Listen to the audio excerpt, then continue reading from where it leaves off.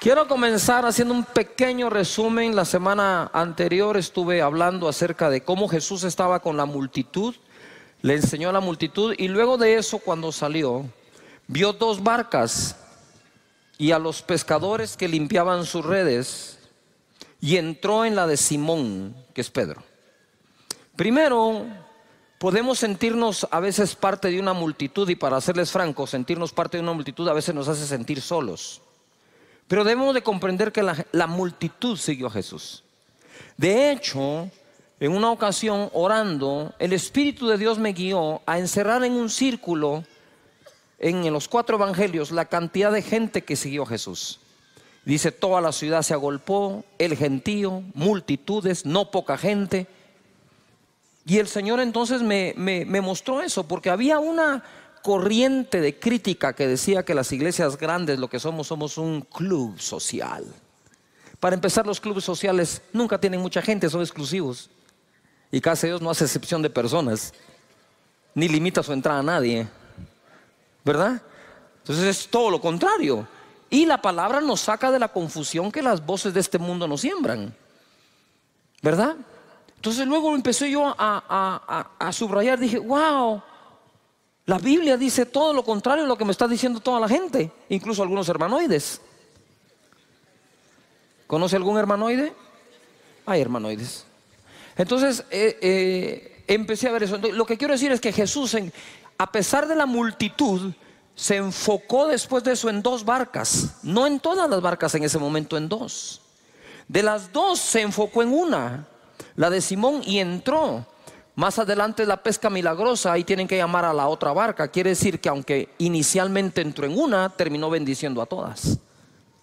Levanta tus manos y di conmigo: yo sé que Dios se enfoca en mí. ¿En quién está enfocado Jesús? ¿En quién? ¿En quién? A las 3 decimos nuestro nombre, ¿les parece? Quiero que grites tu nombre. 1, 2, 3. ¿En quién se enfoca el Señor?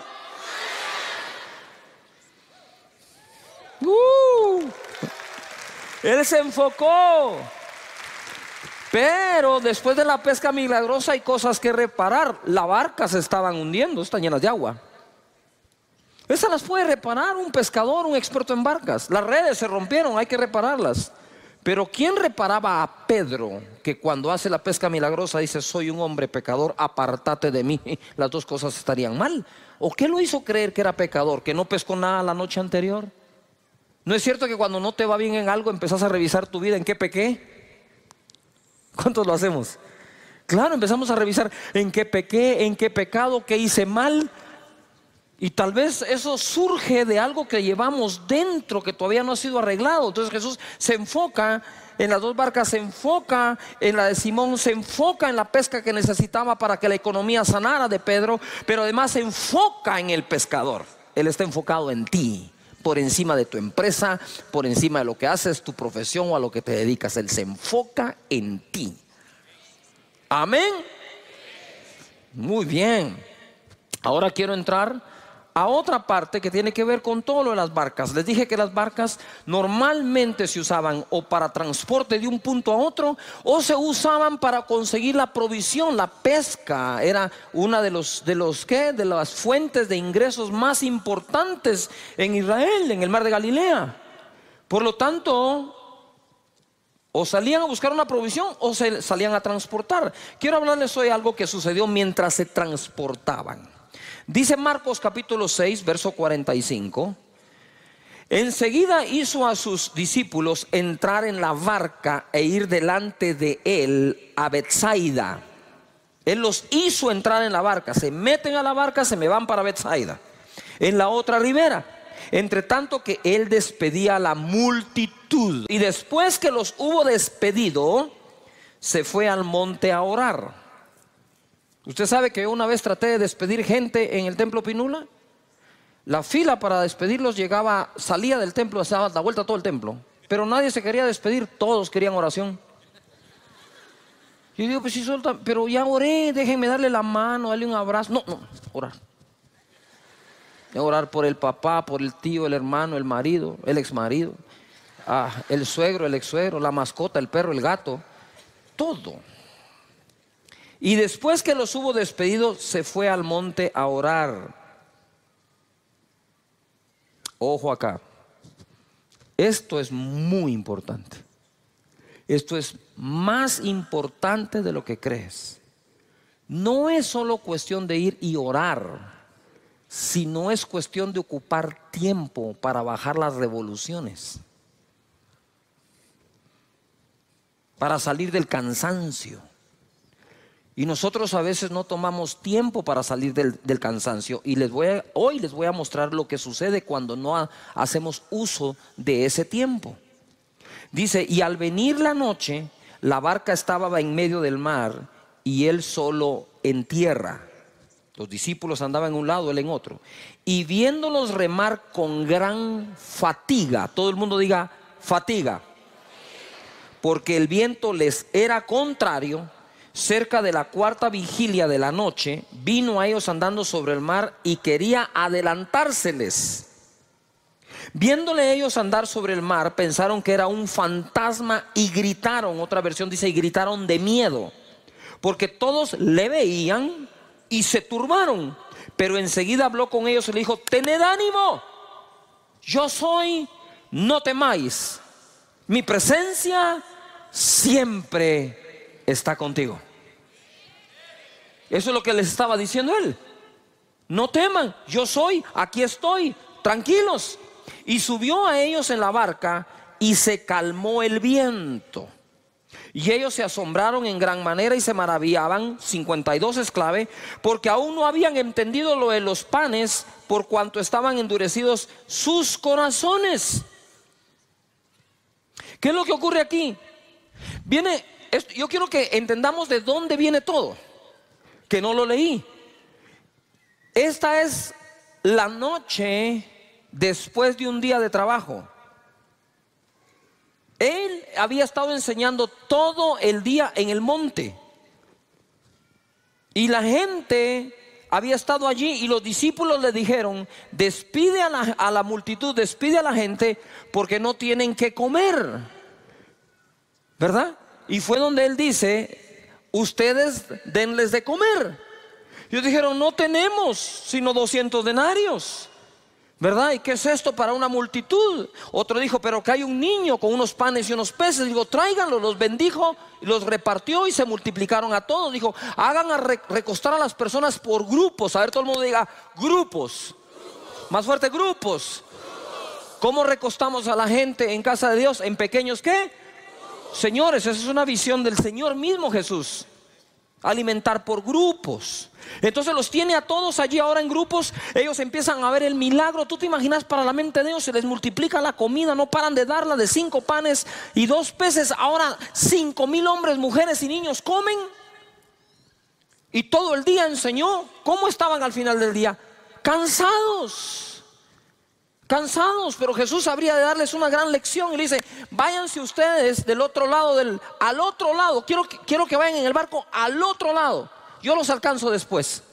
Cuando él termina de despedir a la multitud, yo no sé qué hora es, pero les tomó la noche entera llegar al otro lado, porque llegó de madrugada donde estaban ellos. Entonces ahora viene él y despide a la multitud y piensa, estoy seguro, debo correr a alcanzar a estos porque ya van a llegar del otro lado. Sin embargo, hace una parada y dice, no, voy a subir al monte a orar. Voy a subir al monte a orar. Tengo que reparar mis fuerzas, porque el agotamiento, señores, es un serio peligro para el manejo de nuestros pensamientos, emociones y toma de decisión. Abusamos el día de reposo utilizándolo para lo que Dios nos dejó. Dios te dice 6 días trabaja, 1 no me trabajas. Y Jesús lo aplicó. Si tú quieres seguirlo 7 días dándole, dale. Nada más te voy a recomendar que vayas donde los psicólogos a que te den una tu terapia y que te saquen de donde te vas a meter. Yuhu. Jesús trabajaba duro, pero nunca se quemó. Entonces, nota esto. Primero se transportan. Él dice que se les quiso adelantar. Como todo líder, ¿verdad? Necesita ir adelante a veces. Y él se les quiso adelantar. Pero creo que cuando vio la situación dijo, aquí no vale la pena que me adelante, mejor me lo subo al bote ellos también. Ahora, ojo acá. Ellos están allí y dice la palabra que cuando Jesús los vio, ellos estaban fatigados. Diga de nuevo, fatiga. Espérame, ellos no estaban cansados. Ellos estaban, ¿qué? ¿Cómo estaban? Fatigados. Tenían una fatiga. Y dice, una gran fatiga. Porque estaban remando. Pero estaban remando contra el viento. Nunca va a ser lo mismo remar con el viento a favor que remar con el viento en contra. Y nosotros tenemos épocas en donde el viento sopla a nuestro favor y épocas en donde el viento sopla en contra, no a nuestro favor, en contra nuestra. En contra de la familia, en contra de tu persona, en contra de tu llamado, en contra de tu servicio, en contra de tu servicio profesional, en contra de tu oficina. Y hay vientos que son contrarios, vientos en la economía, vientos en la política, vientos en cualquier tipo. Se crean ambientes en donde remar cuesta mucho. Ahora ellos estaban fatigados y llega Jesús y dice la palabra que se espantaron. Ellos creían que era un fantasma. Cuando estás fatigado, cuando no has hecho tiempo para meditar en su palabra, para reposar en él, lo que es tu salvación, tú lo miras como una amenaza. Lo que es el Salvador, tú lo miras como un fantasma. Así solemos verlo, porque la fatiga, el cansancio, incluso emocional, distorsiona la manera en que podemos ver las cosas. ¿De qué manera veo? Muchas veces veo de acuerdo al estado de ánimo que tengo. Nosotros muchas veces, aunque no querramos, en nuestra naturaleza respondemos desde nuestro estado de ánimo. Tenía una conversación con alguien con el estado de ánimo bajo y decís, uy, esto va contra el viento. Entonces, viento en contra, remando. Lo hubieran aguantado mejor si no hubieran pasado el día entero sirviendo.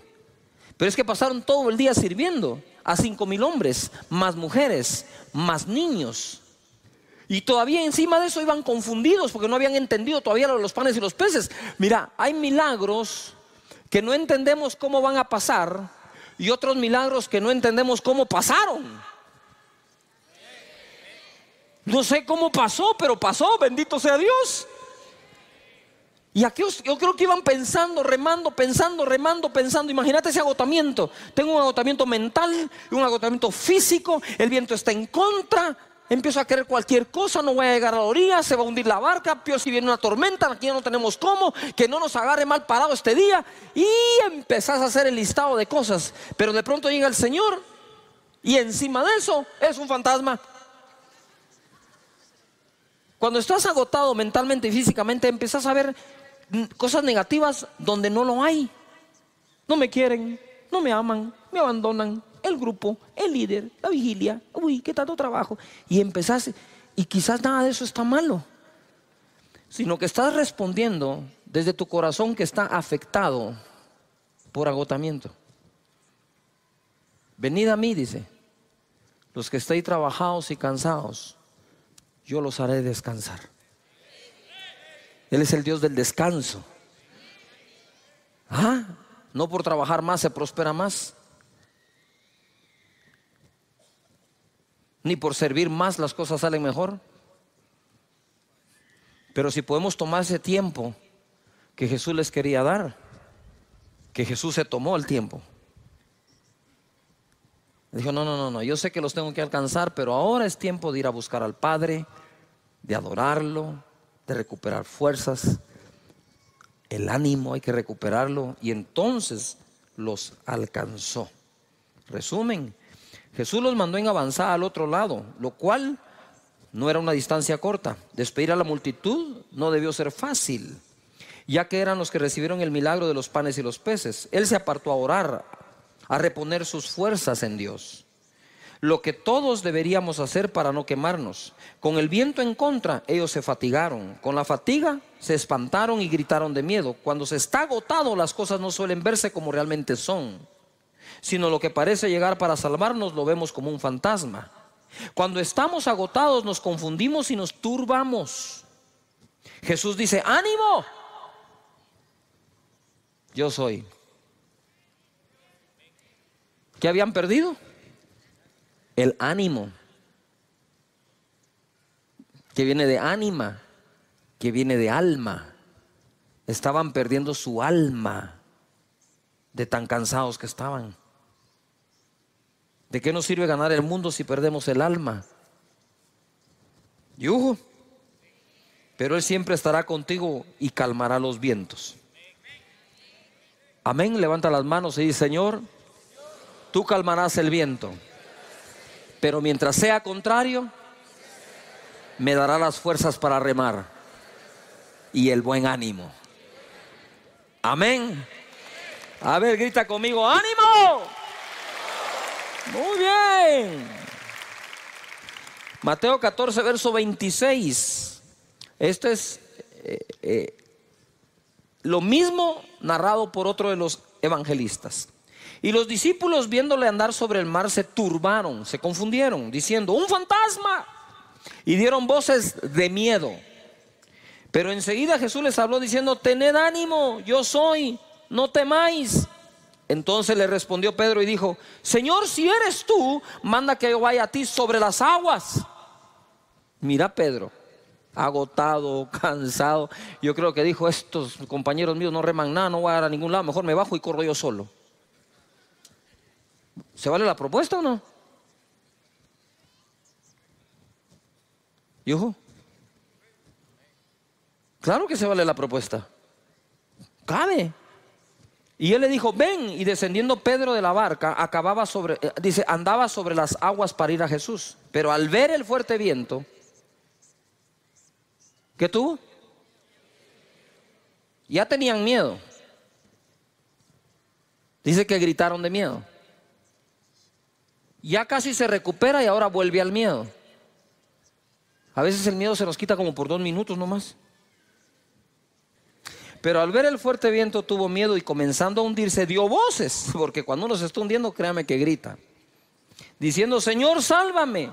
Al momento Jesús, extendiendo la mano, asió de él y le dijo: hombre de poca fe, ¿por qué dudaste? Y cuando ellos subieron a la barca, se calmó el viento. Entonces los que estaban en la barca vinieron y le adoraron, diciendo: verdaderamente eres hijo de Dios. ¿Ah? Pero no era fantasma, pues. Lo que tú hoy ves como un fantasma, lo que te asusta, es lo mismo que después vas a ver tú, que era el Señor que estaba ahí contigo. No te va a dejar. Ahora nota algo, les hablé del enfoque de la multitud. 2 barcas, de las 2 barcas la de Simón. Pesca milagrosa, reparar la barca, reparar las redes, reparar a Simón. Y Dios te va a reparar. Estoy en modo de reparación, di conmigo, estoy en modo de reparación. Y no es que hayas pecado, simplemente hay que reparar cosas dentro. Y Dios te va a reparar, te va a reconstruir por dentro. ¿Me estoy explicando? Y entonces ojo acá, porque viene acá Pedro y él se enfoca, Jesús se enfoca. Pero ahora Pedro también se había enfocado. ¿Qué hizo Pedro? Pedro viene y se enfocó en Jesús. Es un fantasma, tengan ánimo, yo soy. Y Pedro le responde: si eres tú, tú dijiste que eres tú, tú dijiste eso. Ahora, si eres tú, manda que yo vaya sobre las aguas. Ven, le dijo, y le dio una prueba de que era él. O sea, ya estaba comprobado, si es él, hay que cobrar nuevo ánimo, no temer, no temas. Entonces él se baja, empieza a caminar por la fe, ¿verdad? Y cuando empieza a desenfocarse, empieza a ver el fuerte viento, tiene miedo. Y entonces se hunde. Ustedes saben que en casi todos los deportes se habla de la anticipación visual. Anticipación visual es cuando tú anticipas visualmente lo que viene o lo que habrá de venir. Y son diferentes cosas. Por ejemplo, ¿verdad? Cuando un futbolista corre, él debe levantar la cabeza para ver a dónde va el centro. Mira, solo levanta la cabeza. Es impresionante cómo tu cuerpo, tu cerebro, agarra distancia, fuerza, altura, velocidad, efecto. Y una vez lo mira, ¡pah!, patean la bola a la cabeza del que vio. Eso es.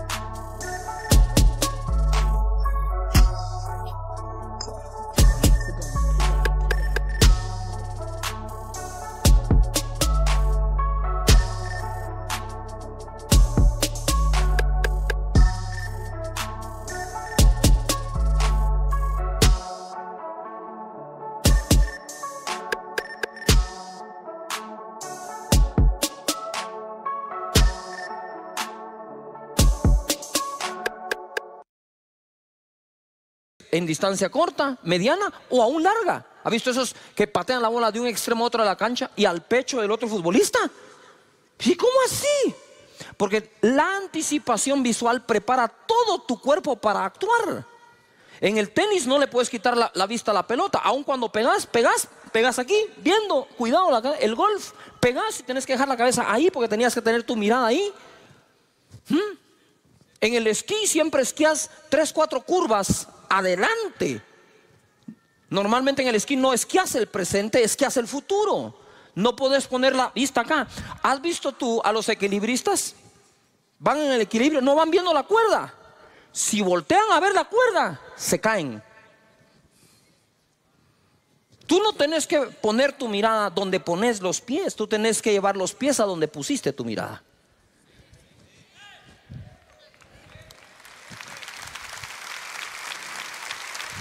Donde pongas tu mirada, los pies van a responder. Entonces siempre se nos dice, por ejemplo, tú vas a caminar, tú no caminas así. Tú mirás y caminás. Pedro vio a Jesús y caminó. Pedro vio la tormenta y se hundió.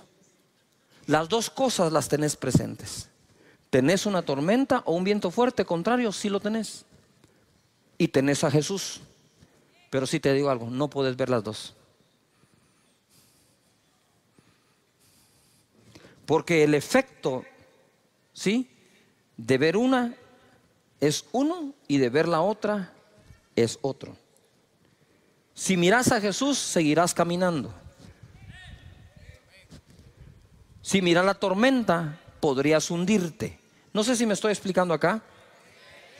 ¿Sí me explico? Igual. En el esquí, lo peor que puedes hacer es voltear a ver los esquís. Si bajas tu mirada al esquí, que te recojan en un árbol. ¿Por qué? Porque si tú vas viendo acá, tú no miras a dónde vas. Y cuando sentís, tenés la roca, tenés el árbol, tenés otra persona. Y cuando querés reaccionar, ¿sí?, no reacciona bien tu cuerpo. Y es de donde vienen todas las lesiones, o la mayoría. Hoy vamos a aprender esto. Jesús está enfocado en ti. Levanta las manos y conmigo. Dios está enfocado en mí. Pero no basta el enfoque de uno. Necesitamos el enfoque del otro. Si Jesús se enfoca en ti, Tú te enfocas en Él. En otras palabras, crucen miradas. Cruzan miradas. Pitcher y catcher cruzan señales. El pitcher no va a disparar lo que el catcher no le insinuó que debe hacer. Y de la misma manera, nosotros podemos caminar en medio de cualquier viento, por fuerte y contrario que sea, siempre y cuando nuestra mirada esté en lo que se debe ver. La tormenta va a estar ahí, de reojo, mírala nada más, pero míralo a Él. Y mira esto para terminar, lo importante de tu enfoque. Segunda de Reyes 2:9. Elías está a punto de ser arrebatado. Su discípulo es Eliseo. Y le dice aquí Eliseo a Elías: dame una doble porción de tu espíritu. Porque hay cosas, y pongan atención líderes, que no podés alcanzar con tus talentos naturales, sino lo podrás alcanzar con una porción igual o el doble de aquel que fue tu mentor. Y Elías era el mentor de Eliseo. Y Eliseo le dijo: solo tengo un punto de comparación para pedir algo. Por favor, dame el doble de lo que tú tienes. Y míralo, le contesta Eliseo a Elías. Eliseo: pide lo que quieras que haga por ti antes que yo sea quitado de ti. Y dijo Eliseo: te ruego que una doble porción de tu espíritu sea sobre mí. Te ruego. Y Elías le va a decir: esto no lo conseguís rogando, esto lo conseguís poniendo atención. Mira lo que le dice. Él le dijo: cosa difícil has pedido. Si me vieres cuando fuere quitado de ti, será hecho así, mas si no, no. Si me vieres cuando fuera apartado de ti, pues es re fácil. Mírame, porque está fácil. Pero entonces, ¿por qué dijo que es cosa difícil? Por lo que ocurre después, dice: y aconteció que yendo ellos y hablando, he aquí un carro de fuego, con caballos de fuego, apartó a los dos, se puso en medio, y Elías subió al cielo en un torbellino. Viéndolo Eliseo,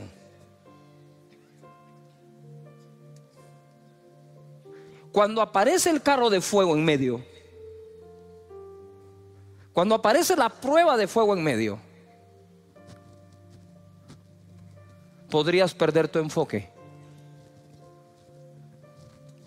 Pero creo que Eliseo decía: no importa cuánto me arden los ojos, cuánto el fuego está ardiendo, tengo que seguir, debo ver a Elías, porque fue lo que me dijo. En medio de la tormenta, Pedro tenía que haber dicho: tengo que ver a Jesús. Puesto los ojos en el autor y consumador de la fe.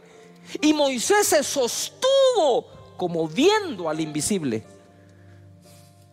Nos sostiene lo que vemos o nos hunde lo que vemos, y las dos cosas están presentes para que escojas: el fuego del carro y Elías, el fuerte viento y Jesús, la persecución de los egipcios o el invisible.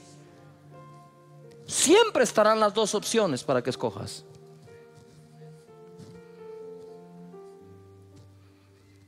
Y dice: y viéndolo Eliseo.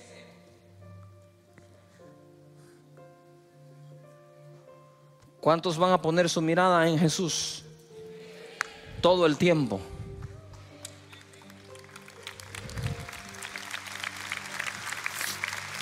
Date cuenta de algo. ¿Por qué ver a Elías? ¿Por qué ver a Elías si fue el miedoso que se fue a esconder en una cueva ante la amenaza de una mujer?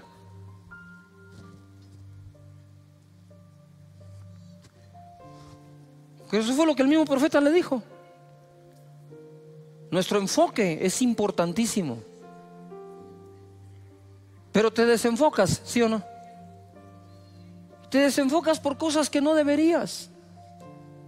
por problemas con alguien, resbalaste, malas relaciones con personas, porque asumes que alguien no te ama, la situación del país, dimes y diretes, redes antisociales. ¿Tú sabes cuántas cosas existen para que perdamos el enfoque? ¿Ah? Mira, en la barca o fuera de la barca, no apartes tu mirada de Jesús. La presencia siempre irá contigo. Propósito de la serie o temporada es que vivas seguro que Dios no te deja ni te abandona. Aquí establecí un balance yo en una de las enseñanzas. Si Dios prometió no dejarte ni abandonarte, nunca, nunca, nunca. Entonces, por más que tú te quieras alejar de Él, eso es una falacia. No es verdad. Lo que puedes hacer es dejar de tener la comunión con Él que solías tener, pero alejarte de Él, ¿cómo? Es como tú decir, me voy a alejar de mi piel. ¿Cómo te salís de ahí? No sé si me estoy explicando. Si tú no te puedes alejar de ti mismo, ¿cómo te vas a alejar de Dios? Si uno que en ocasiones se autoabandona no se puede dejar, mucho menos Dios. Por eso cuando Jesús en la cruz del Calvario dijo, Dios mío, ¿por qué me has abandonado? Fue la primera y única vez que Jesús llamó a su Padre Dios como tal, que le dijo Dios a Él, ¿verdad? Muchas veces dijo que Él es Dios, su Padre. Pero decirle Dios a papá, cuando nosotros nunca llamamos por nombre a nuestro padre o a nuestros padres, nosotros siempre llamamos a nuestro papá, papá, viejito y todo lo que nosotros solemos hacer. Así que vamos ahora hacia un puerto seguro. Todos queremos zarpar y navegar a un puerto seguro. Pero no, eso no solo es por agua, por aire también. ¿Cuántos vuelos se cancelan? Y tú dices, pero si el clima aquí está bueno, sí, pero el clima está malísimo, ¿dónde vas a ir a aterrizar? El clima tiene que ser bueno donde despegas y donde aterrizas. Y el clima debe ser bueno de donde zarpas y a donde tú llegas a anclar o el destino que estás buscando. En Hechos 27:13 he estado hablando mucho de esta tormenta que sufrió Pablo. Dice en el verso 23: pues anoche se me apareció un ángel enviado por el Dios a quien pertenezco y sirvo, y me dijo, no tengas miedo, Pablo, porque tienes que presentarte ante el emperador romano, y por tu causa va a librar de la muerte a todos los que están contigo en el barco. Por tanto, señores, anímense, porque tengo confianza en Dios y estoy seguro de que las cosas sucederán como el ángel me dijo. Terminamos hablando acerca del propósito. Los vientos eran contrarios, pero al final fueron favorables.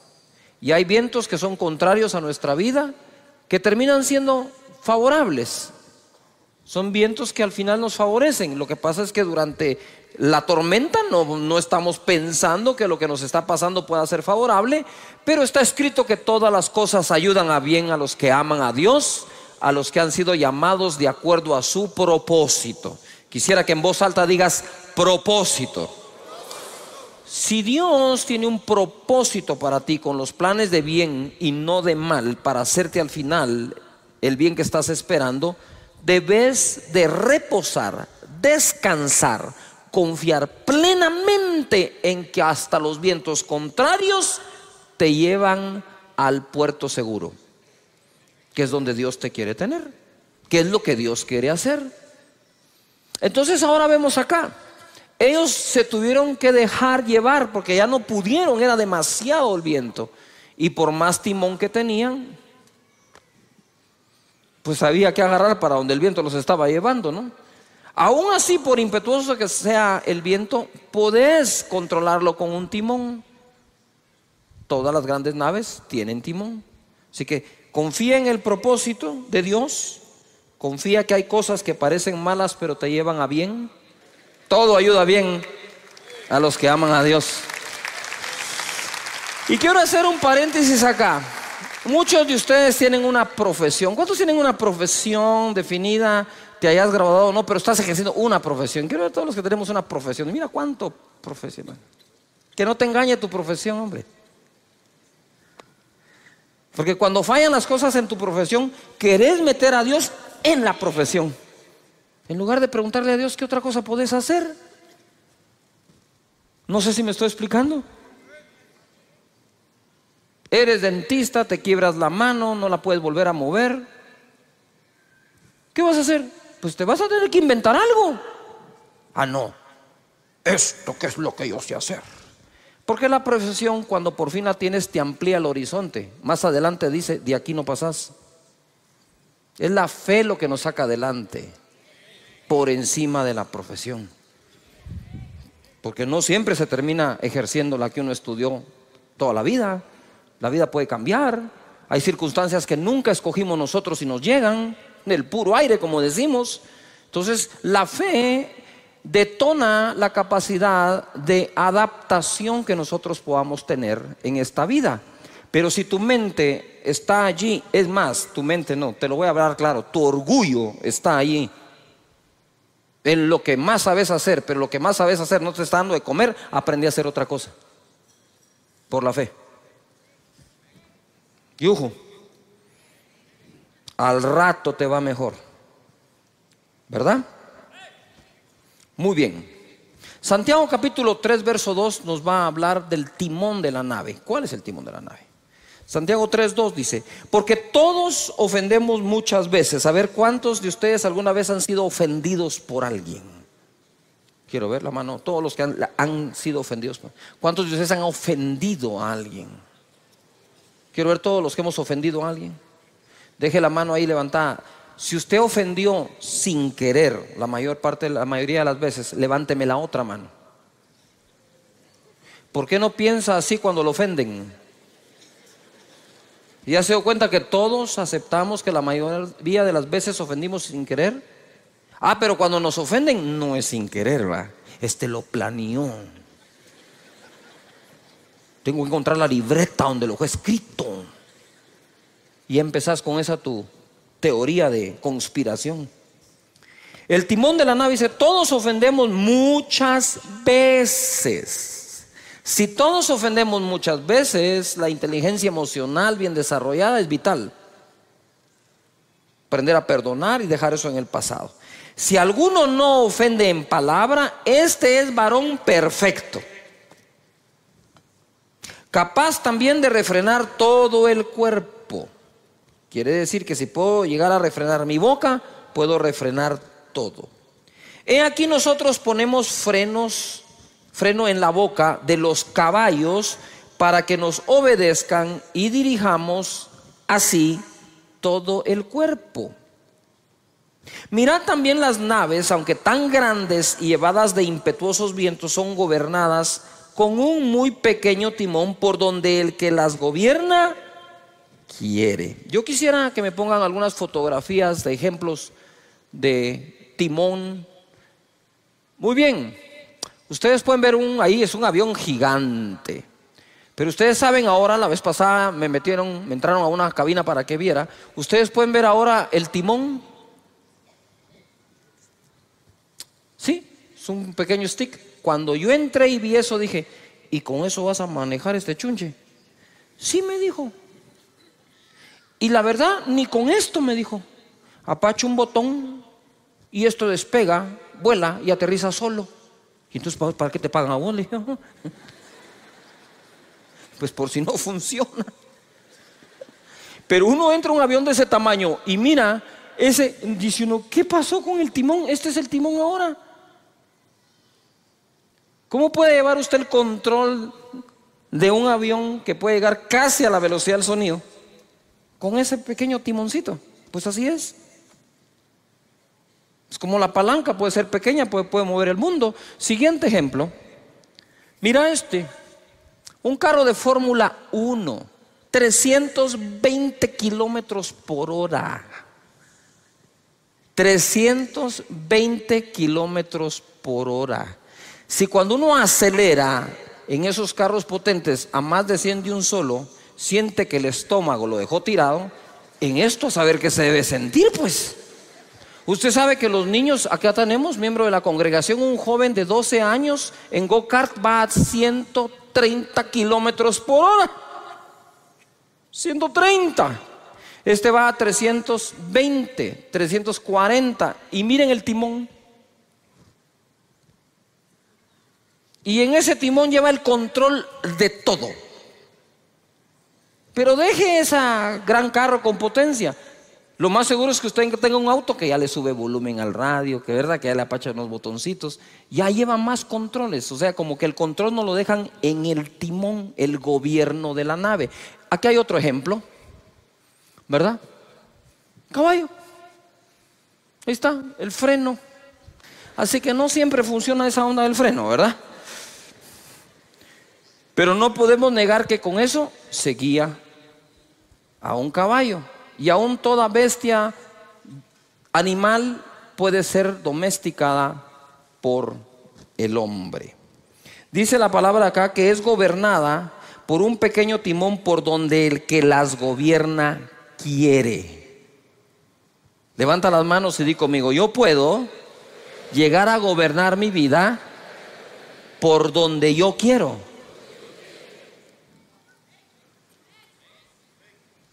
Pero hay que aprender a usar el timón. Verso 5. Así también la lengua es un miembro pequeño, ¿verdad? Aunque nosotros siempre tenemos a un amigo que es lengua larga, ¿verdad? Lengua viperina. Pero ¿qué lengua es este, ¿verdad? Así también la lengua es un miembro pequeño, pero se jacta de grandes cosas. Es decir, es capaz de hacer grandes cosas. He aquí cuán grande bosque enciende un pequeño fuego. Basta un buen fosforazo para quemar el bosque entero. Y la lengua es un fuego. Miren lo que es la lengua. La de todos. Si no entendemos la definición que las escrituras le dan, no vamos a saber qué hacer con ella. Y dice: la lengua es un fuego, un mundo de maldad. Yuhu. La lengua está puesta entre nuestros miembros y contamina todo el cuerpo. Quiere decir que hay cosas que le pasan a nuestro cuerpo culpa del uso de la lengua. E inflama la rueda de la creación. Yuhu. Y ella misma es inflamada por el infierno. Cuando uno lee este verso le dan ganas de arrancarlo, ¿verdad? No de subrayarlo, sino de tacharlo, porque de verdad es muy fuerte. Pequeño verso que me está diciendo: la creación es inflamada por la lengua, pero la lengua es inflamada a su vez por el infierno. Por eso dice que es un mundo de ¿qué? Maldad. ¿Qué es lo que quiero decir con eso? Es, si nosotros comprendemos y aceptamos esto, entenderemos la importancia de su uso. ¿A cuántos han metido en problemas por un lenguazo, como decimos, verdad? ¿Sí? Y la otra pregunta es: ¿en cuántos problemas te has metido cuando has dicho algo? También. Entonces hay que aprender a hacer uso de eso, hasta en las comunicaciones, porque nos comunicamos hablando, aunque tenemos lenguaje corporal, por supuesto. Pero ¿cuándo fue la última vez que no resolvimos un conflicto con nuestra pareja, con nuestros hijos, con nuestra familia, porque usamos malas palabras, porque las ponemos donde no van, porque las entonamos como no queríamos? ¿Cuántas veces nosotros hemos dicho: uy, no, eso no es lo que quiero decir, eso no era lo que quería decir, yo no te dije eso? ¿Cuántas veces hacemos eso? La pregunta que te quiero hacer hoy es, para que la meditemos: ¿hasta dónde te ha llevado eso? ¿Hasta dónde te puede llevar eso? ¿A la destrucción de una relación? ¿De una amistad? ¿De un país? ¿Acaso no fue a través de palabras que nos han querido destruir? palabras sacadas de contexto. La lengua, ¿qué? Es un mundo de ¿qué? De maldad. Pero es así.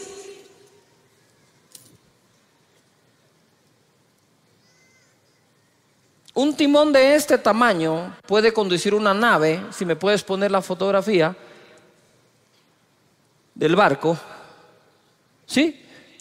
Un pequeño timón puede conducir todo un buque. Por lo tanto, esta pieza es muy importante. No la puedes desconectar, no hay manera de que tomes el rumbo. Entonces, ¿qué es lo que quiero decir? Es que el rumbo de nuestra vida al final está en nuestra boca. Dice la Escritura que el hombre come del fruto de sus labios. Por lo tanto, aprender a hablar no se trata de que aprenda a hablar el que se presenta en público. Debemos hablar en público aquellos que sabemos hablar en privado o sostener una conversación con una persona. De tal manera que nosotros le hemos restado importancia a una conversación, y dice la Biblia, las malas conversaciones corrompen las buenas costumbres. Entonces quiere decir que ese bendito timón tenemos que aprender a usarlo.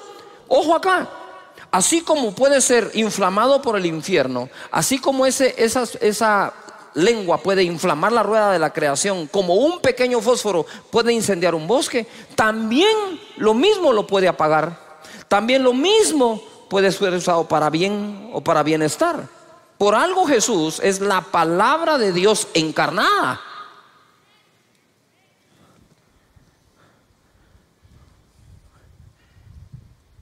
Importante entonces el uso de las palabras y la manera en que nosotros las usamos o hablamos. Verso 7. Porque toda naturaleza de bestias y de aves y de serpientes y de seres del mar se doma y ha sido domada por la naturaleza humana. A mí me impresiona que esto fue escrito hace 2000 años y ya hablaba de domar a los seres del mar, a las bestias del campo y a las serpientes. O sea, eso que nosotros vemos en unos acuarios con delfines amaestrados, eso ya existía. Tal vez no lo ponían en un lugar, pero que dice que se doman hasta los seres del mar. Pero ningún hombre puede domar la lengua, que es un mal que no puede ser refrenado, llena de veneno mortal. ¿Llena de qué? Veneno mortal. Algunos venenos actúan inmediatamente, ¿no? Pero hay otros que quedan ahí y van intoxicándolo a uno hasta que lo destruyen. Piensa, posiblemente algunas de las cosas que llevas dentro, heridas, traumas, tuvieron que ver con una conversación, más que con un hecho. Porque dejó escrito aquí el apóstol Santiago que tiene veneno mortal. Ahora quiero establecer un balance acá. Dice: todas las bestias, animales, seres, aves, peces es domado, pero ningún hombre puede domar la lengua. Pero date cuenta que cuando en el contexto está hablando de domar un ser ajeno a uno. Yo no puedo domar tu lengua, pero sabemos que sí podemos dominar la propia. Porque entonces perderíamos esperanza y de nada sirve que Santiago escriba esto. O sea, si no tenemos esperanza con nuestra propia lengua, entonces ¿para qué leer esto? ¿Qué sentido tiene? Solo nos está dando la información que estamos amolados y seguiremos igual. Lo que está diciendo acá es: tú puedes domar un delfín, tú puedes domar una ballena, tú puedes domar un águila, tú puedes domar una serpiente, tú no puedes domar una lengua. ¿Cuál lengua? La del otro. Tú no tienes control sobre las palabras que el otro va a decir, pero tú puedes tener dominio sobre las palabras que tú vas a usar. Jesús lo demostró. Amén. Luego dice acá, con ella, por eso está aquí, con ella bendecimos al Dios y Padre. Con ella maldecimos a los hombres, ojo, que están hechos a la semejanza de Dios. Entonces yo me ponía a meditar, si yo puedo respetar a Dios, ¿por qué no puedo respetar a lo que más se asemeja a Él? Si respeto al Creador, debo respetar a la criatura. Si respeto al Creador, debo respetar la creación. Si la mejor forma de llegar a ser ecológico es respetar al Creador de la ecología. ¿Me estoy explicando acá? Porque si respeto al Creador, voy a respetar su creación. Si hablo bien del Creador, ¿por qué no hablar bien de la criatura? Si no hay persona a la que no se le encuentre alguna virtud y se pueda hablar bien de él. Pero si la costumbre es encontrar el defecto para hablar del defecto, entonces no estamos tomando dominio sobre el timón de nuestra vida. Siempre que has hablado mal de una persona, o cuando hablamos mal de alguien y aún no nos consta, ni a nosotros nos queda buen sabor. Pero cuando hablas bien de alguien, ¿cómo te sentís? Te sentís bien. Te sentiste incluso que le hiciste un bien a una persona, que el que te oyó se fue con un agrado. Qué feo es sentarse con una persona que siempre está hablando mal de algo o mal de alguien. Uno no quiere estar sentado y en un momento dice, ay, qué feo está esta onda, ¿verdad? Es como que te sirvan comida agria. Entonces dice aquí en la escritura, con ella bendecimos a Dios, pero con ella maldecimos a los hombres. Y eso es lo que me llamó la atención y lo subrayé, que están hechos a la semejanza de Dios. Entonces, si yo hablo bien de Dios y bendigo a Dios, debería otorgarle una bendición semejante al que está hecho o creado de forma semejante. No sé si me estoy explicando. Voy a tratar de hacerlo de nuevo. Si yo bendigo a Dios, entonces con una bendición semejante a la que le doy a Él, voy a bendecir al que está creado semejante a Él. ¿Me expliqué? Pero si estamos creados semejantes a Dios, ¿por qué vamos a hablar de los semejantes a Dios como que estuvieran totalmente retirados de Él?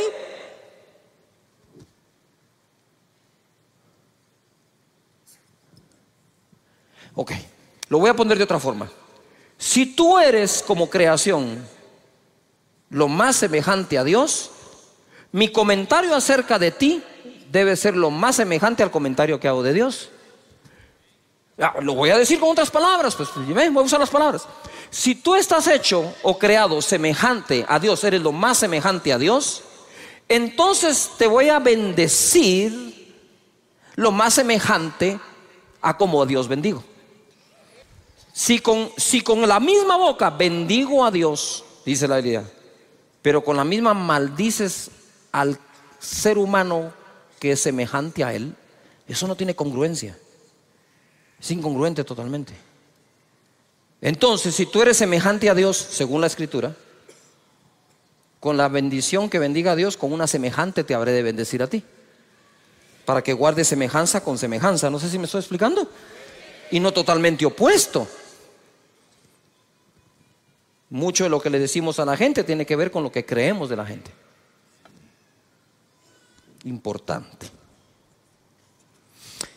Dice acá, de una misma boca proceden bendición y maldición. Hermanos míos, esto no debe ser así. Lo cual entonces, esta frase vendría a contradecir lo que hace un momento dije del domar la lengua. Si dice, de una misma boca sale bendición o maldición, no debe ser así, entonces está hablando al dominio de la propia boca. Y cuando dice que no se puede domar la lengua, está hablando de la lengua del otro. No sé si me estoy explicando. Porque si él dice esto no debe ser así, lo que está diciendo es que de nuestra boca debería salir ¿qué? Bendición. Aunque les voy a poner un caso hoy un poco contradictorio acá, para que sepan el poder que tiene la boca. Amén.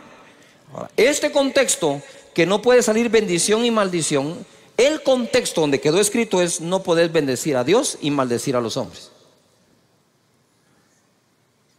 ¡Yujú! ¿Sí? ¿Estamos de acuerdo? Y dice acá: ¿acaso alguna fuente hecha por una misma abertura agua dulce y amarga? Hermanos míos, ¿puede acaso la higuera producir aceitunas o la vid higos? Así también ninguna fuente puede dar agua salada y dulce. Sin embargo, vemos que la dan. La nave tenía su propio timón. Ya contra el viento y el mar violento, los navegantes no pudieron dirigirla, sino quedar a la deriva. Apareció otro timón. Pongan atención, apareció otro timón, el de la palabra que el ángel les llevó. Y Pablo dijo: atracaremos en una isla y nadie perecerá. El timón que llevaba el capitán, llegó un momento que no importaba para dónde giraba, el viento era muy fuerte. Pensaban que iban a morir, pero apareció el verdadero timón de ese momento de la nave, que iba a ser la palabra que salió de la boca de Dios. ¿Me estoy explicando? Deja que la palabra de Dios, sus principios, sus valores y sus promesas te dirijan a un buen puerto y a un puerto seguro. De esa manera nosotros podemos ver que apareció otro timón. Mateo 12, 33, 37. Para nosotros poder tener un mejor timón, lo debemos de saber conectar. Verso 33. Dice: o haced el árbol bueno y su fruto bueno, o haced el árbol malo y su fruto malo, porque por el fruto se conocerá el árbol. Esta palabra árbol malo en el original significa lo siguiente, pongan atención: corrupto de raíz. No es un árbol de mango que le salieron algunos malos mangos. Es un árbol de mango que todo le salió malo. Entonces el problema ya no fue un mango, el problema es el árbol completo. Entonces cuando habla aquí del árbol malo, no habla de un árbol que pueda tener defectos como tú y yo. Habla de un árbol que es malo de raíz. Corrupto de raíz, podrido, malo, de pobre calidad, no apto para ser útil, indigno. Para que nosotros no emitamos juicios que no debemos. Generación de víboras, eso no es para ustedes. ¿Cómo podéis hablar lo bueno siendo malos? Porque de la abundancia del corazón habla la boca. Si la lengua es el timón, ¿a qué está conectado el timón? Al corazón. Si quiero mejorar el timón, pues debo mejorar el corazón. Porque dice después la escritura acá: el hombre bueno del buen tesoro del corazón saca ¿qué? Buenas cosas. Buenas cosas significa distinguido, agradable, excelente, correcto, placentero, saludable, útil, de buena naturaleza. Y el hombre malo del mal tesoro saca malas cosas. Ya dije que es el verbo, que es el calificativo para árbol malo. Ahora escucha el de malas cosas. Significa maldad. Malas cosas. Saca malas cosas, saca maldad. Diabólico, débil, inútil, desagradable, incorrecto, Satanás.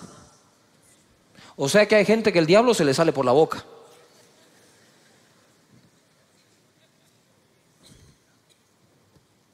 Mas yo os digo que de toda palabra ociosa que hablen los hombres, de ella darán cuenta en el día del juicio.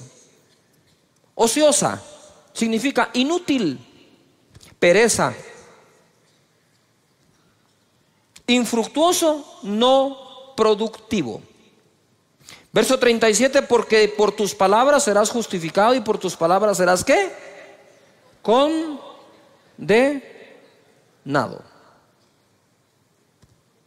Muy bien.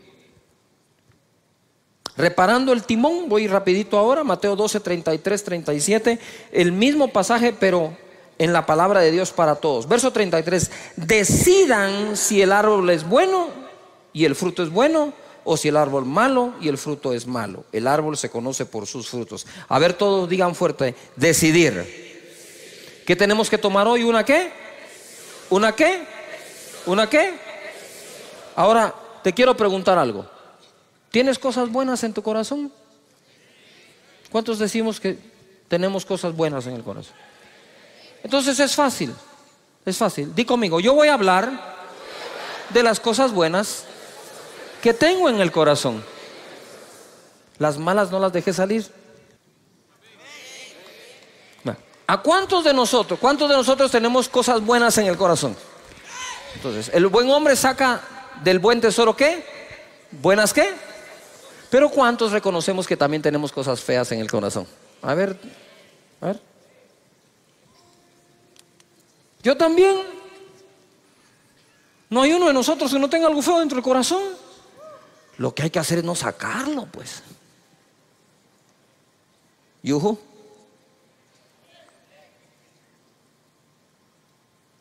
Tratarlo, sanarlo.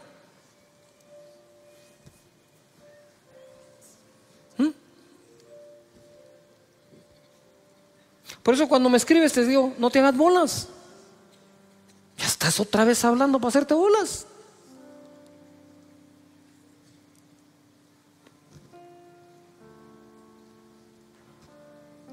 ¿Yuhu? Claro que sí. La vez pasada yo jugando con unos amigos, hice un mal tiro y los amigos me decían, decilo, me decían. Saca esa palabrota, no hombre, ni siquiera la estoy pensando.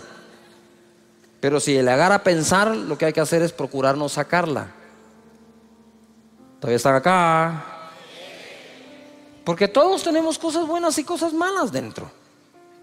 Pero entonces dejemos que fluyan las buenas y abstengámonos de hablar de las malas. ¿Podríamos aplicar eso a las demás personas? ¿Sabes algo bueno de alguien? De eso habla de él.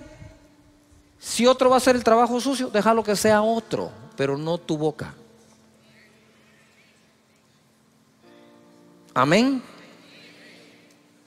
Porque debemos de bendecir a Dios y bendecir ¿a qué? A los hombres. Y sigo, ¿estamos de acuerdo? 34, partida de víboras, dice acá. ¿Cómo pueden ustedes hablar lo bueno siendo tan malos? Lo que uno dice muestra lo que uno es en su corazón. ¿Yuhu? Lo que uno dice muestra lo que uno es. El que es bueno lo es en su interior y habla de lo que tiene allí. De igual manera el malo lo es en su interior y habla de lo que tiene allí. Pero yo les digo que en el día del juicio la gente tendrá que dar explicación por cada una de las palabras inútiles que dijo. Las palabras que dijiste servirán para juzgarte, ellas te aprobarán o te condenarán. Efesios capítulo 4 verso 29 en la versión lenguaje actual dice: no digan malas palabras. Y dice, mira, al contrario, digan siempre cosas buenas que ayuden a los demás a crecer espiritualmente, pues eso es muy necesario. No hagan que se ponga triste el Espíritu Santo de Dios. Si algo pone triste al Espíritu es el uso de las palabras. Y por último voy a ir a esto, un controversial ejemplo. Por el amor de Dios, no se me vayan. ¿Sí? Todavía déjenme terminar esto porque quiero cerrar la serie con broche de oro. En Marcos capítulo 11 verso 21, bájame un poquito. Dice, entonces Pedro acercándose le dijo: maestro, mira la higuera que... ¿La higuera que qué? La higuera que qué se ha secado. ¿Tú creerías que Jesús maldijo? Pues a la higuera sí. Jesús el día anterior le dijo: nunca jamás alguien vuelva a comer de tu fruto. Y se secó. Quiero que tomen en cuenta esto, porque esto es muy poderoso. Respondiendo Jesús le dijo: tened fe en Dios, porque de cierto os digo que cualquiera que dijere a este monte: quítate y échate en el mar, y no dudar en su corazón, sino creyere, será hecho lo que dice. Y lo que diga, dice, le será ¿qué? Por tanto os digo que todo lo que pidiereis orando, creed que lo recibiréis y os vendrá. Y Pedro dijo: el que quiere amar la vida, el que quiere amar la vida y ver días buenos, refrene su lengua de mal y sus labios no hablen engaño. Entonces, ¿en dónde está nuestro futuro? En nuestra boca. ¿Por qué creen que siempre confesamos con una confesión que en la boca hay un milagro? Eso no es un dicho así nomás, qué bonito para empezar un discurso. Eso tiene sentido. Y ahí todos los domingos te lo repito: voy a hablar palabras de bien y no de mal, de salud, no de enfermedad, de riqueza, no de pobreza, de bendición, no de maldición, porque en mi boca está el control.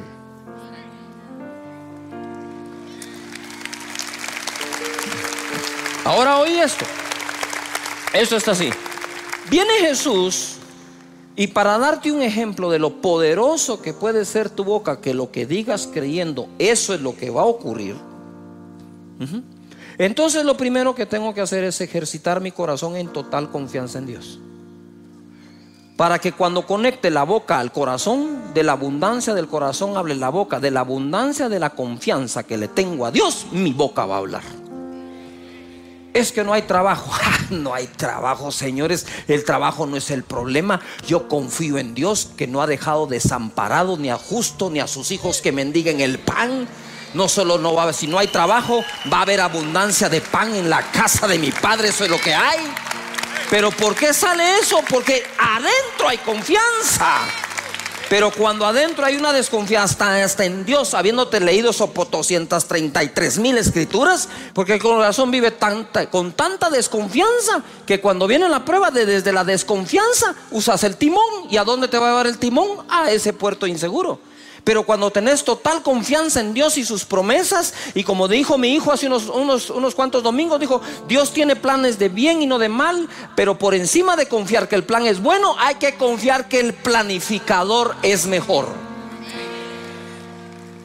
Por eso Pablo decía: todas las cosas ayudan a bien a los que aman a Dios, a los que han sido llamados de acuerdo a su propósito. Él pudo decir eso no porque un ángel se lo dijo. Él pudo decir eso porque, habiendo tenido vientos contrarios, llegó al puerto donde debía ir. Llegó a una isla donde incluso una serpiente lo mordió. Y no hay serpiente que te vaya a detener del cumplimiento de tu propósito en esta vida. Ahora voy, ¿verdad? Mejorar el corazón. ¿Cómo puedo mejorar el corazón? Lo que llevo adentro, meditando. Dios es bueno, su misericordia es para siempre, su gracia es sobreabundante, nunca me ha dejado, nunca me dejará. Cuando tenés esa confianza, el timón se compone. Y por último, ¿por qué puse ahí un ejemplo controversial? Porque para decirte que todo lo que digas creyendo que lo recibiréis vendrá, el ejemplo que puso fue la maldición de una higuera, no la bendición. Él no llegó donde una higuera seca y le dijo: para mañana tendrás fruto, y lo puso por ejemplo. ¿Por qué puso por ejemplo la maldición? Para que cuides tu boca. Porque así como se cumple lo bueno que decís, se puede cumplir lo malo. ¿Cuántas veces pasé yo por ese pasaje y no me detuve a meditar que fue una maldición la que usó de ejemplo? La maldición de una higuera. Entonces lo que te está diciendo es: hey, ten cuidado, porque tu boca es tan poderosa para secar una higuera que podría secar tu negocio, que podría secar tu familia, que podría secar tu grupo, que podría secar tu nación, por andar hablando lo que no tenés que hablar. Mejor hacer fructificar tu familia, fructificar tu nación, fructificar tu negocio. Porque al fin y al cabo la Biblia dice que el hombre come del fruto de sus labios. Cuando tú entres a tu trabajo, a tu comercio, vas a tener que hablar palabras conmigo. Señor, hazme sabio para elegir sabios. Amén. Si uno no es sabio, ¿cómo reconoce al sabio?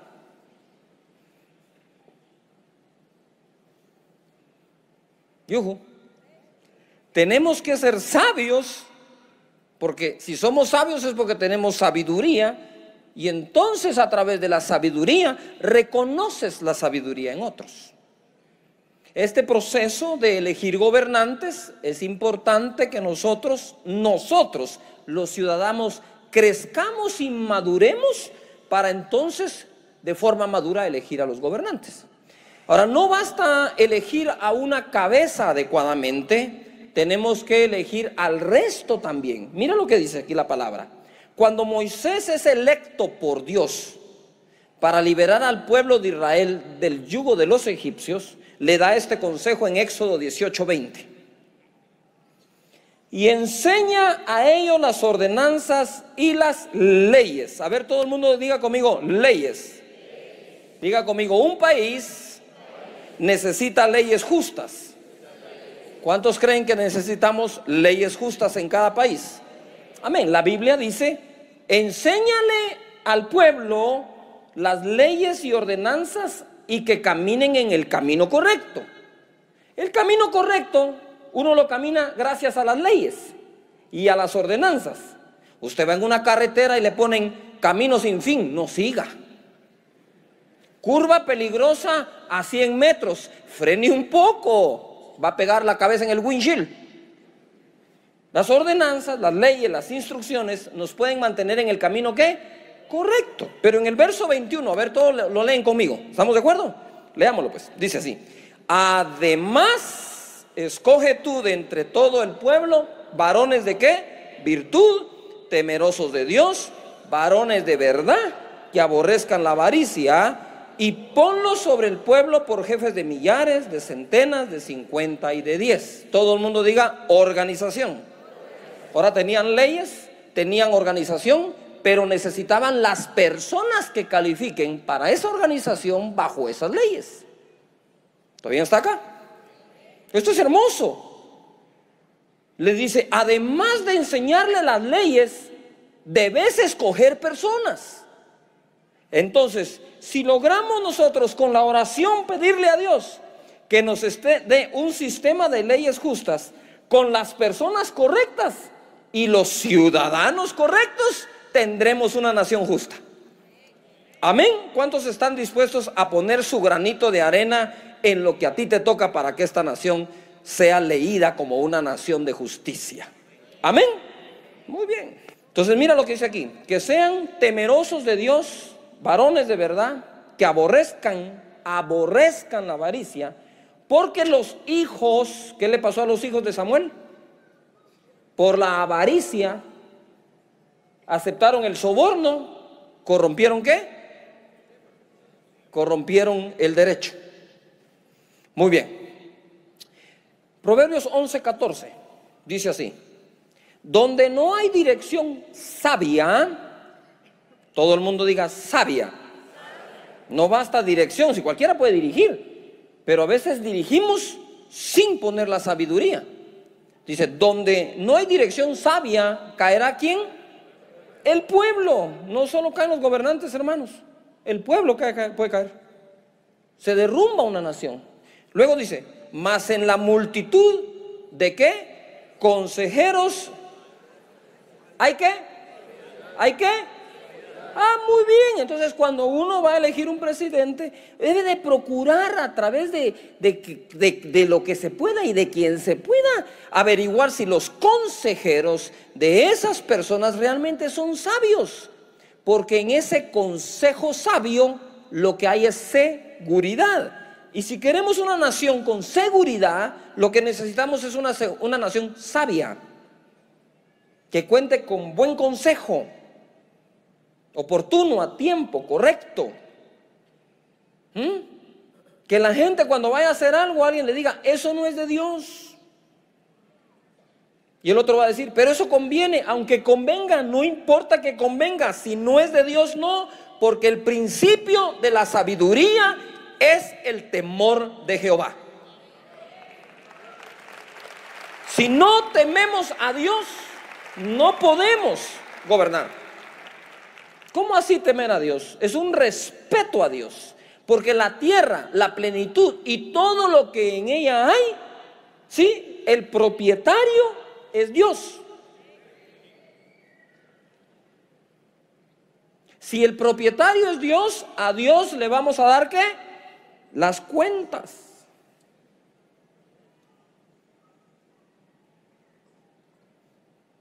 ¿Todavía están aquí?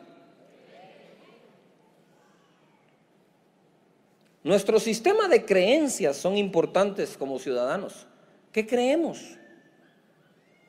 ¿En quién creemos? Practicamos lo que creemos.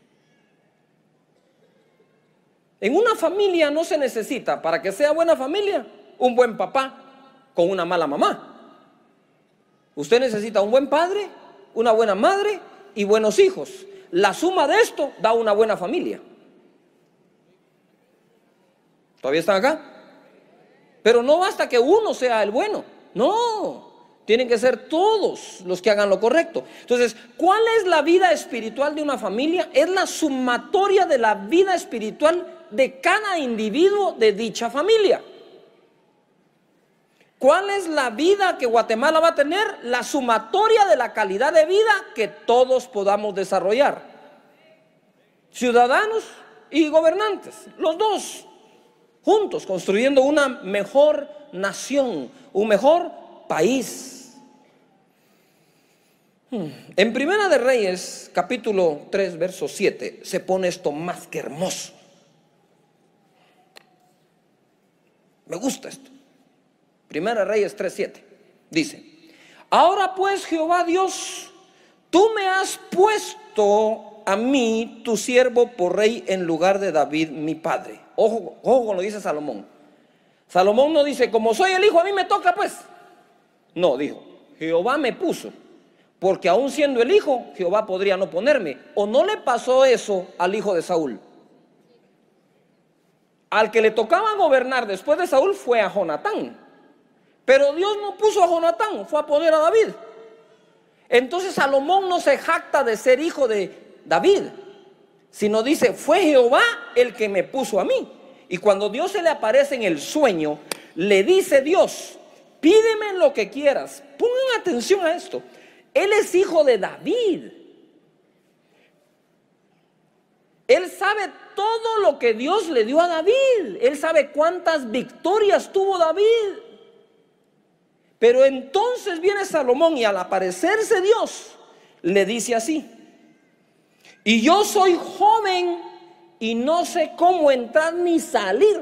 Seré muy hijo de David, pero no sé nada.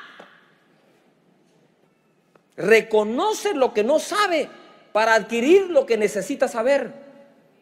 No hay peor cosa que la prepotencia en algún gobernante o candidato ofreciendo que todo lo va a resolver, porque él y todos nosotros sabemos que no es posible. Y yo soy joven y no sé cómo entrar y salir. Era un joven sin experiencia, pero con el temor de Jehová. Porque si no hubiera tenido el temor de Dios, ni siquiera le dice, soy joven y no sé hacerlo. Respetó a Dios en ese momento. Y en el verso 8 dice, y tu siervo está en medio de tu pueblo al cual tú escogiste, un pueblo grande que no se puede contar ni numerar por su multitud. Da pues a tu siervo corazón entendido para juzgar a tu pueblo y para discernir entre lo bueno y lo malo, porque ¿quién podrá gobernar este pueblo tan grande? Digan conmigo fuerte, enfoque. Salomón estaba enfocado a lo que Dios lo había llamado. Me pusiste para gobernar y siendo sincero, Señor, no sé cómo hacerlo. Por lo tanto, dame un corazón entendido para que mi juicio sea sabio y pueda gobernar a un pueblo tan grande, numeroso. Ni siquiera tengo el censo, no sé cuántos son, Señor. Por favor, dame sabiduría.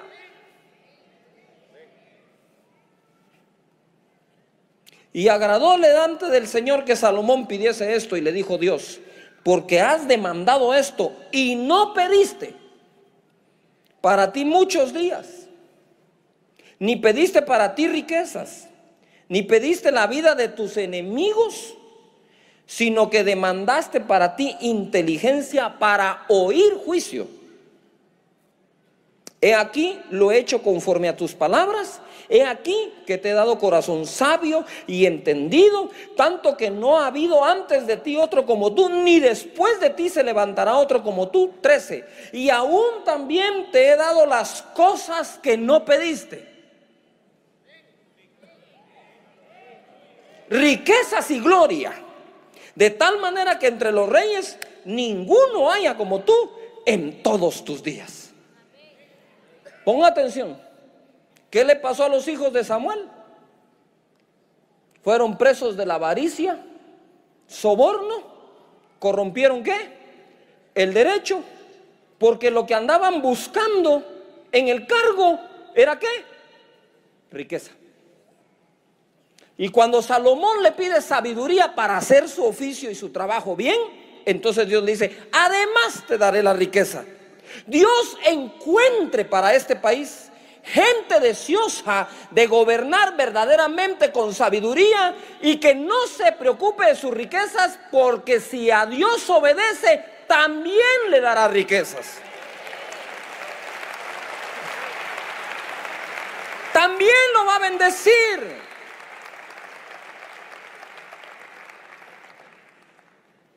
Dios bendice al que obedece. Dios bendice al que es correcto y trabaja bien. El mismo David decía: yo pastoreé al pueblo de Israel con la integridad de mi corazón y la pericia de mis manos. No solo era correcto de adentro en corazón, sino era capaz de hacerlo. Tenía habilidad para hacerlo. El Señor quiere levantar este país y los países de la gente que nos ve. Verso 14, ahora se pone algo que yo estoy seguro que no habían visto. Está muy ahí escondidito, pero es hermoso de verdad. Dice: y si anduvieres en mis caminos guardando mis estatutos y mis mandamientos como anduvo David tu padre, yo alargaré tus días. Cuando Salomón despertó, vio que era sueño, y vino a Jerusalén, ojo, y se presentó delante del arca del pacto de Jehová, y sacrificó holocaustos y ofreció sacrificios de paz, e hizo también banquetes a sus siervos. Eso fue lo que hizo Salomón. Vino delante de Jehová y presentó su sacrificio y sus ofrendas a Dios, al Dios de Israel, al Dios de su país, Jehová. Es de conocimiento de muchos, de que muchos gobernantes del mundo, no solo este país, no han consultado a Dios, no han bendecido su nombre, no han honrado a su nombre. Antes bien han consultado a brujos.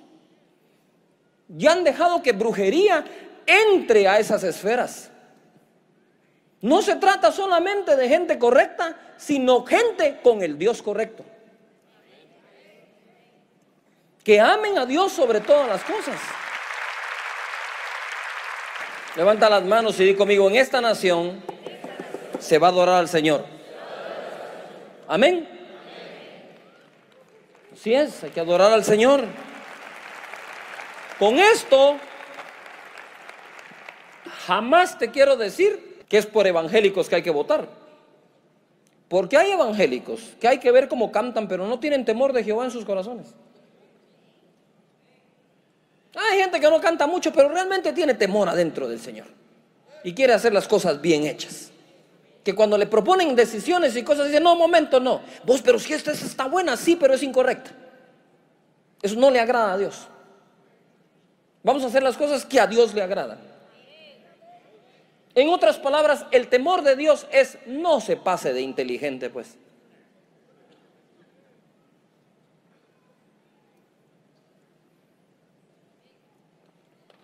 No se requiere ser muy inteligente, pero se requiere respetar a Dios. De Dios es esta tierra. De Dios es.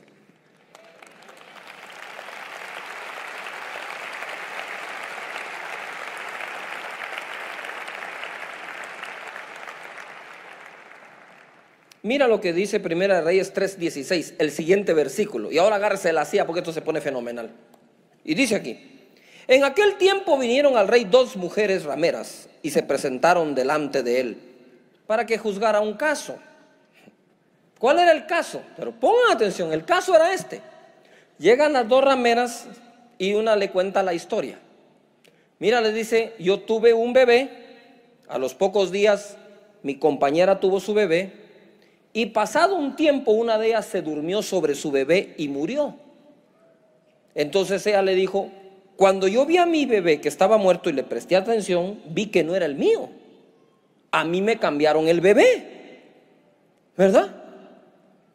Y la otra dijo: no, no, no, ese es tu bebé, el que está vivo es el mío si estaba en mi cama. Y empezaron a discutir ellas, ¿verdad? ¿De quién era ese bebé? Y viene Salomón, la historia ustedes la conocen, y dice: ¿saben qué? Traigan el bebé y pártanlo a la mitad. Denle la mitad a una y la mitad a la otra. Y entonces la verdadera madre levanta la mano y dice: no, denle el bebé a la otra, pero no lo maten. Y Salomón dice: ella es la verdadera madre, désenlo. El primer caso que va a juzgar como gobernante Salomón es el de una ramera. ¿Quién le haría hoy justicia a una prostituta?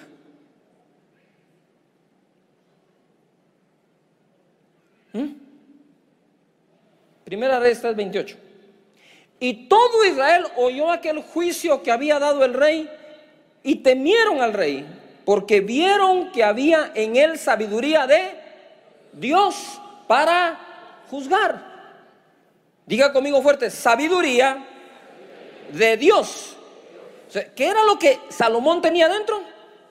¿Sabiduría de qué? Esa sabiduría de Dios no desechó a la ramera, sino que le dijo: te haré un juicio justo. Ven. Y juzgó Salomón. Que esa sabiduría que Dios le dé a Salomón le sea concedida a todos aquellos que estén en cargos públicos de gobierno, que se lo estén pidiendo con corazón sincero al Señor, y tendremos una mejor nación.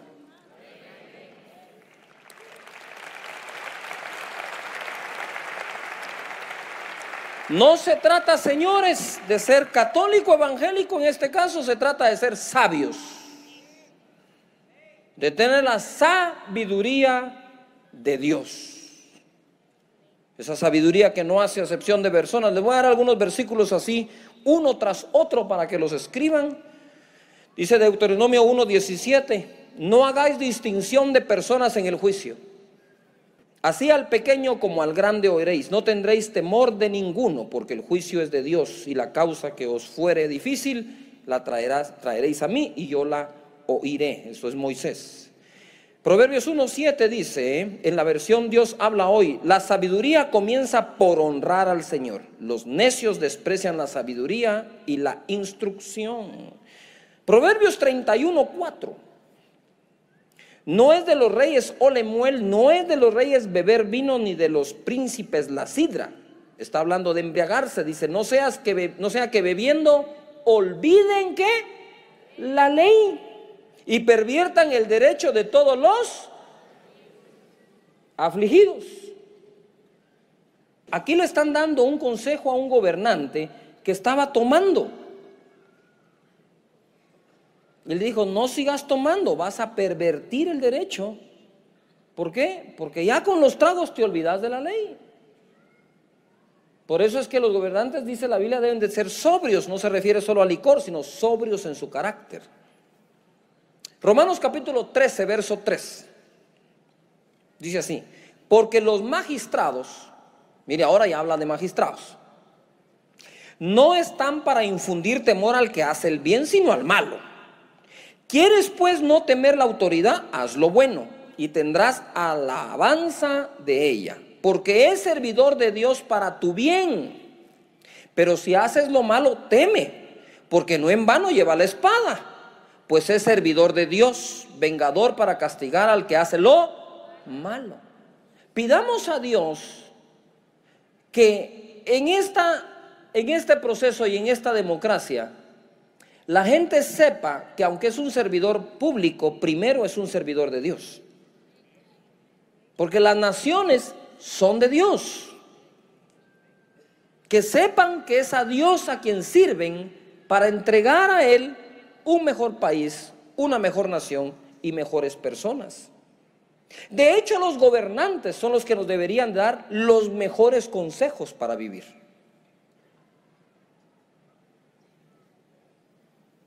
Como era en este tiempo.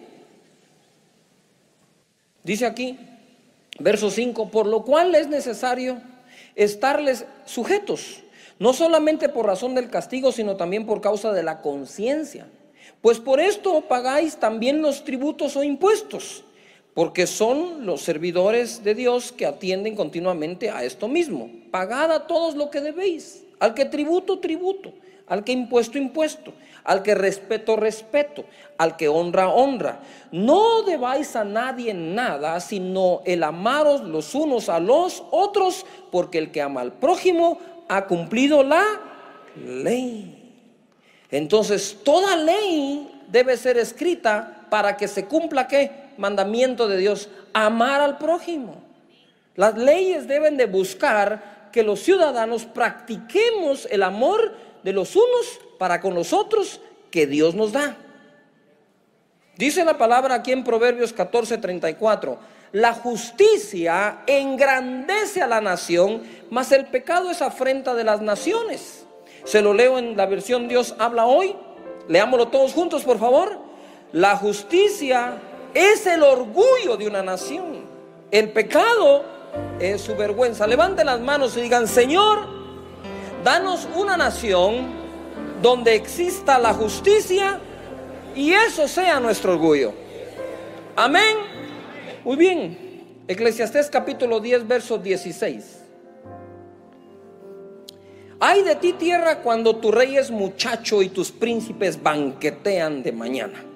Bienaventurada tu tierra cuando tu rey es hijo de nobles y tus príncipes comen a su hora para reponer sus fuerzas y no para beber. Este mismo verso en la versión Dios habla hoy dice: dichoso el país que tiene un rey honorable y en el que los gobernantes comen a la hora de vida para reponer sus fuerzas y no para emborracharse.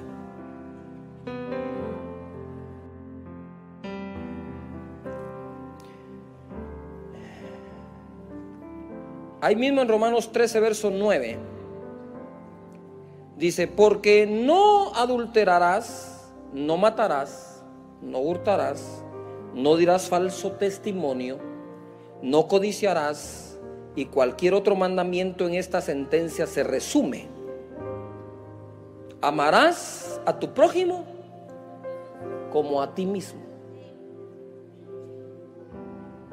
Quiere decir que la base de una correcta sociedad es el amor. El amor trae el respeto. Si nosotros somos portadores de ese amor, démoslo, incluyendo a nuestros enemigos. Amad a vuestros enemigos, dijo Jesús. En esto se resume toda la ley, dijo Jesús. En que ames a Dios sobre todas las cosas y a tu prójimo como a ti mismo. En otras palabras, toda la ley que Dios dio era para que eso se cumpliera.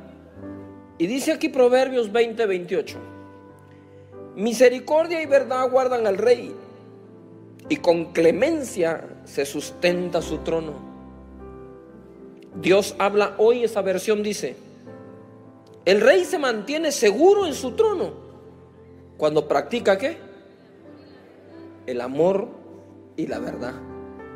Porque el resumen de la ley de Dios es amor. Cuando dejan el amor y la verdad, ya no están seguros en su trono.